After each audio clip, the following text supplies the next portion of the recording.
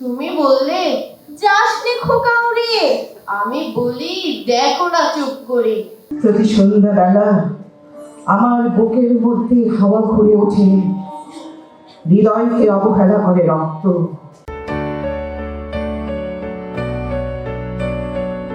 এভাবেই কবিতার ছন্দে ছন্দে শুদ্ধ শিল্প চর্চা করে দেশ ও সমাজকে সচেতন করতে বিগত ৭ বছরের ধারাবাহিকতায় অষ্টমবারের মতো এবারেও বর্ণিল অনুষ্ঠানমালায় নগরে অনুষ্ঠিত হয়েছে কবিতা উৎসব।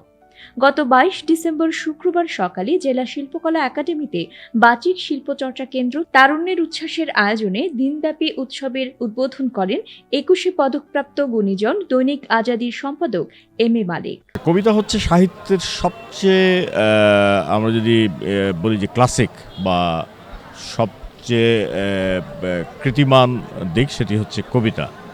এবং আজকের এই যে তারুণ্যের উচ্ছ্বাসের এই যে আবৃত্তি উৎসব, এই আবৃত্তি উৎসবের মধ্যে দিয়ে আমরা আসলে মানুষের কথা বলছি, আমরা দেশের কথা বলছি, আমরা সমস্ত বিশ্বের মানবিকতার কথা বলতে চাচ্ছি। বিপ্লবীর রক্তে রঞ্জিত এ চট্টগ্রামে লিখিত হয়েছে শোষণ মুক্তির মহাকাব্য। এখানেই রচিত হয়েছে ২১-এর প্রথম কবিতা।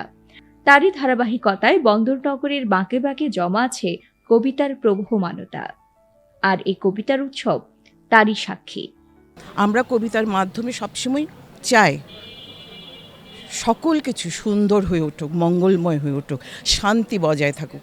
যে কোনো কাজ, সেটা মানুষের জীবনে, সেটা দেশের ক্রান্তি লগ্নে, সেটা সমাজের কাছে, সব ধরনের কাজের মধ্যে আমরা এই বার্তাটা নিয়ে আসি।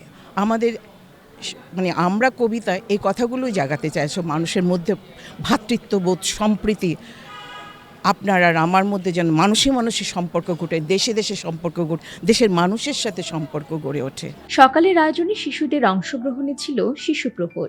এ পর্বে অর্ধশত শিশু শিল্পী একক এবং বৃন্দ আবৃত্তি পরিবেশন করে। বিকেল ৩টায় বৈকালিক আয়োজন শুরু হয় তারুণ্যের উচ্ছ্বাসের বড়দের বিভাগের সদস্যদের একক পরিবেশনার মধ্য দিয়ে। এরপর মঞ্চে কবিতার গান পরিবেশন করে উদীচী শিল্পী গোষ্ঠী চট্টগ্রাম জেলা সংসদ। চট্টগ্রাম কবিতার শহর শিরোনামের কথামালায় অংশ নেন কবি ও সাংবাদিক বিশ্বজিৎ চৌধুরী এবং সম্মিলিত আবৃত্তি জোট চট্টগ্রামের সভাপতি ফারুক তাহের। কবিতার মাধ্যমে সবাইকে একত্রিত করা, যারা কবি এবং কবিতা কর্মী যারা আছে, যারা বাচিক শিল্পী, সবাইকে আমরা প্রতি বছরের মতো আমরা একত্রে এই উৎসবটা পালন করি। আমরা এই চট্টগ্রাম শহরকে সুন্দর করে কবিতাময় করার জন্য কবিতা শহর চট্টগ্রামে এই আয়োজন করি আসলে আমরা। এবং আমরা সবসময় কবিতার মাধ্যমে আমরা মুক্ত চিন্তার কথা বলি, আমরা সুন্দরের কথা বলি, আমরা আনন্দের কথা বলি, আমরা মৈত্রীর কথা বলি, আমরা কল্যাণের কথা বলি আর কি। এবার অষ্টমবারের মতো আমরা আয়োজন করছি কবিতার শহর চট্টগ্রাম। আপনারা জানেন ইতোমধ্যে এই নামটার মধ্য দিয়ে আমরা এটি স্থাপিত করতে পেরেছি চট্টগ্রামে যে আসলেই পুরো বাংলাদেশের মধ্যে সবথেকে কবিতা বা এই যে আবৃত্তি বাচিক শিল্পটা নিয়ে সর্বাপেক্ষা বেশি কাজ হয়, সেই জিনিসটাকেই আমরা তুলে ধরার চেষ্টা করেছি আমাদের এই আয়োজনটির মধ্য দিয়ে। অনুষ্ঠানে আগত বক্তারা বলেন, মানব সভ্যতার রূপায়ণে কবি এবং কবিতা অবিচ্ছেদ্য অংশ। কালে কালে একটি দেশের, একটি সমাজের সভ্যতাকে এগিয়ে নিয়ে যায় তরুণরা। তাই তরুণদের সমাজ সচেতন ও দেশ সচেতন হতে হবে। তরুণরা যত বেশি শুদ্ধ শিল্পের চর্চা করবে, ততই তারা দেশ ও সমাজে সচেতন হবে। বাংলাদেশে যে কয়েকটি সংগঠন ধারাবাহিকভাবে তাদের এই সাংগঠনিক চর্চা এবং অনুষ্ঠান অব্যাহত রেখেছে, তার মধ্যে তারুণ্যের উচ্ছ্বাস অন্যতম। এদের এক ঝাঁক তরুণ ছেলে মেয়ে যেই স্বপ্ন নিয়ে যাত্রা শুরু করেছিল, সেই যাত্রার শুরু থেকে এখন পর্যন্ত আমার সৌভাগ্য হয়েছে দেখবার, এবং তারুণ্যের উচ্ছ্বাস তার এই গতি অব্যাহত রেখে সামনের দিকে এগিয়ে যাবে।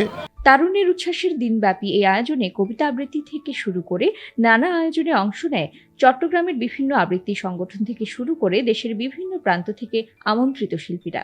এছাড়াও আবৃত্তি পরিবেশন করেন তারুণ্যের উচ্ছ্বাসের শিল্পীরাও। রাহাত হাসানের তথ্যে বিশেষ প্রতিবেদন, চিটাগং লাইভ।